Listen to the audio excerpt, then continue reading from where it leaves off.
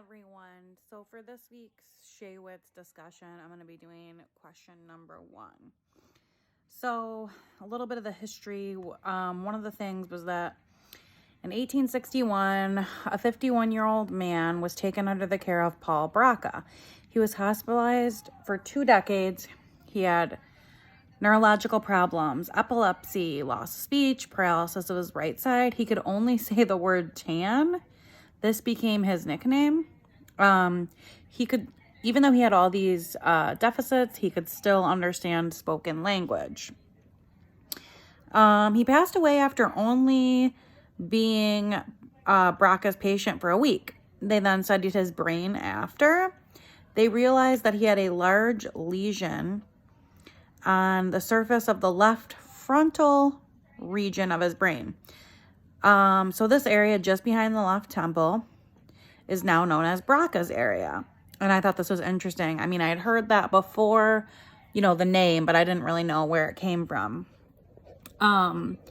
Today, a loss of language is known as aphasia. I hope I'm saying that right. The specific kind that this man in the case had is known as Braca's aphasia. Loss of fluent speech while still having the ability to understand language. As far as developmental dyslexia, the neurons that carry the phonologic messages needed for language, basically they do not properly come together to form the resonating networks in order to make skilled reading possible. So it's like the things that a child needs in order to read are never properly formed right in the brain. So they're kind of already at a loss, and it's not their fault.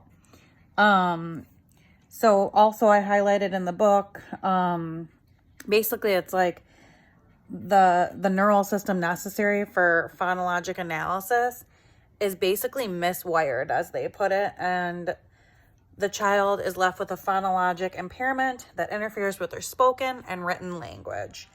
Depending on how bad this is, there's going to be variations in their ability levels. So, yeah. One other thing that I thought was interesting was that there was one other example from 1843, and it was saying that disassociation was shown when someone had a stroke and the person could say very few words, but they were able to say a swear word. I just thought that was kind of like a funny example of how the brain can kind of be mysterious when looking at, after an injury, how things are. Yeah.